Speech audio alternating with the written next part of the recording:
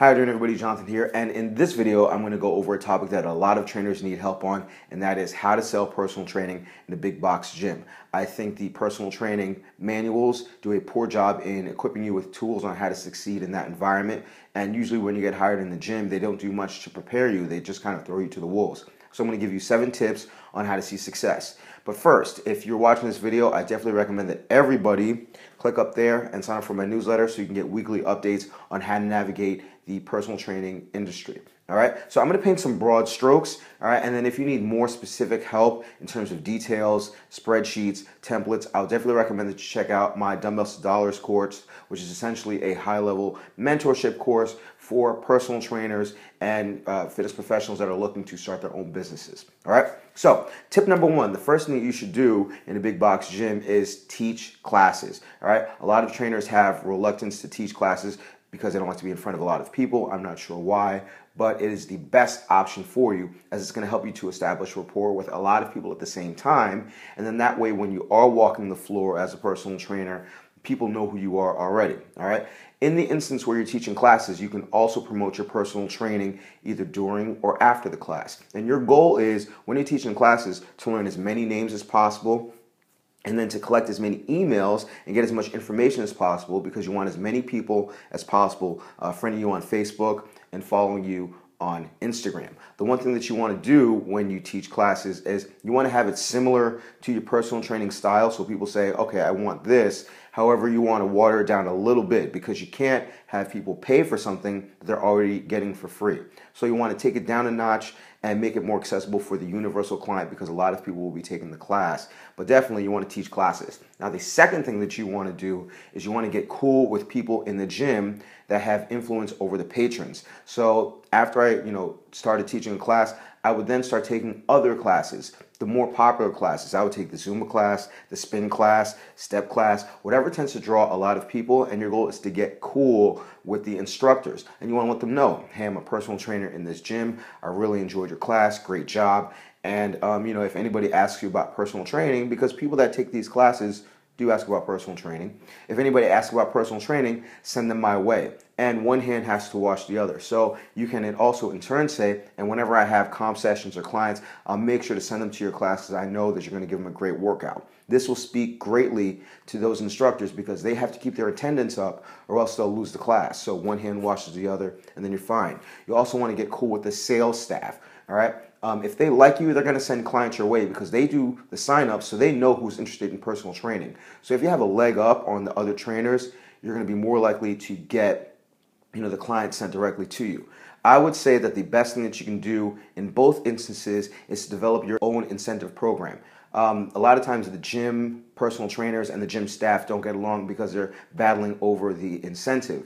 I'd say don't even worry about the incentive, because the client leads to more clients. The incentive, that $30 or $50 that you would get for a sign up, really doesn't go anywhere. But when clients refer you more clients, that's how you make more money. All right. So if sales staff knows that they don't have to argue with you for sales incentives, or if you say, hey, if you sign me up a client, I'll give you an additional $50, it's worth it. It's worth the amount of time that it would take to acquire that client on your own. The third tip is to learn to assume the position trainer on duty. Usually trainers operate under 2 areas. They're either training a client or they're walking around as a desperate salesperson. You never want to walk around as a desperate salesperson, because people can feel it and they're not going to want to be near you. However, if you were to put up a sign that says trainer on duty, and then have people at the front desk announce you and say, Jonathan is on duty from 6 p.m. to 8 p.m. If you need any help with any machines, he'll be walking the floor. Feel free to help. If you have that, then people are going to be more likely to want to talk to you. They'll ask you questions. And if you find that it takes more than 2 or 3 minutes to answer their question, you're going to say, you know what, it'll be probably better off if we schedule a one-on-one appointment, a comp session, and so we can make sure that you get everything that you need. And that's when you can start to pitch personal training. Moreover, even if people aren't coming to you, if you're operating as a trainer on duty, you can also operate as personal training customer service. You can walk the floor and essentially just say, hey, I was checking to make sure that you got your comp sessions, as most people don't get their complimentary sessions that are awarded to them by virtue of their membership. So you can just go through the entire floor offering complimentary sessions to the clients to make sure that you go through every possible opportunity. All right. The next tip, tip number 4, is that you want to learn how to train in space. Oftentimes when you're doing comp sessions, complementary sessions, the trainer usually just takes the client through the machines. And once a client learns how to use the machines, then they really don't need you.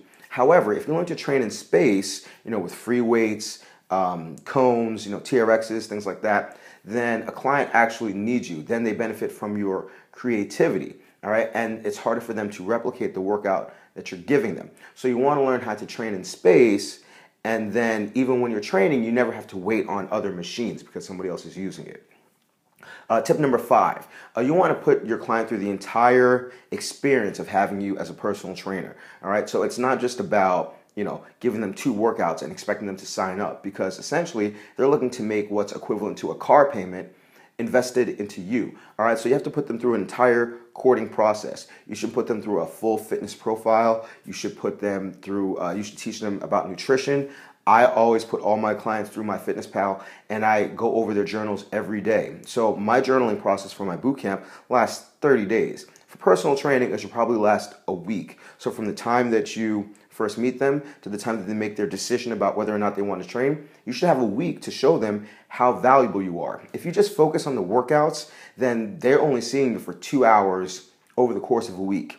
It's hard to build value. However, if you're constantly communicating, every day about their nutrition, and it really only takes 2 minutes to go over somebody's journal, then they start to feel like a connection with you, with the actual relationship. And that's what you're selling. You're not selling a product, you're selling a relationship. So you want to give them the entire suite of your personal training experience, not just exercises. Now, tip number 6 is you want to show your clients the prices early.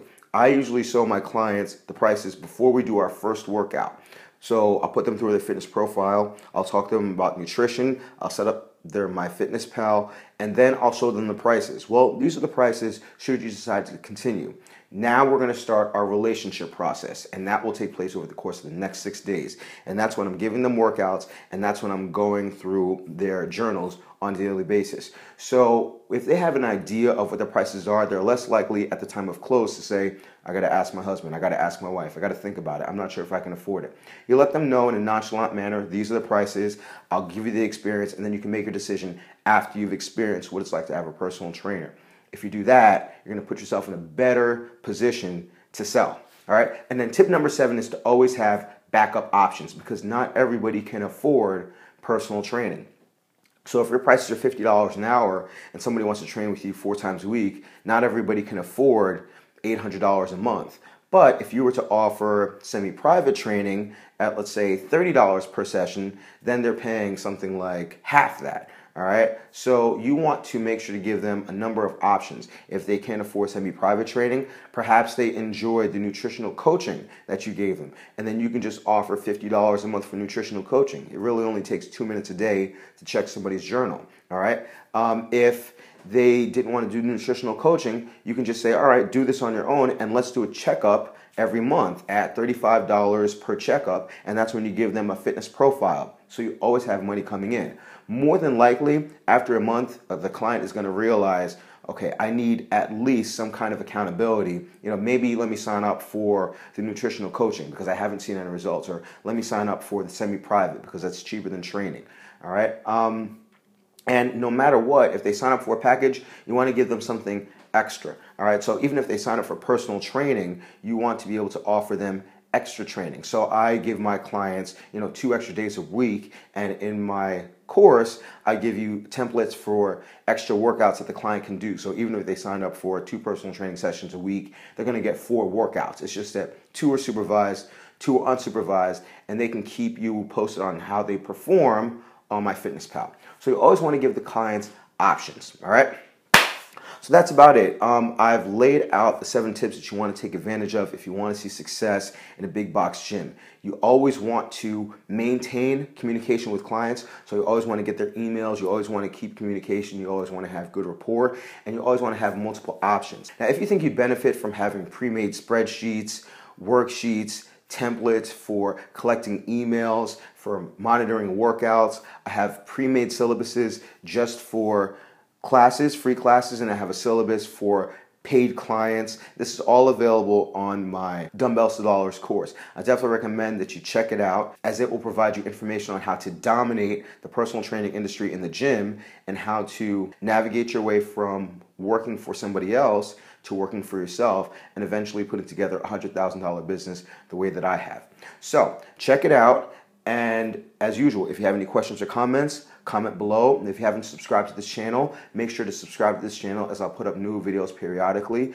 And as always, remember to eat healthy, hydrate, drive safe, stress levels low, get rest, don't slap anybody, love your clients, they'll love you back. I'll see you all tomorrow or the next day, and you have a good one.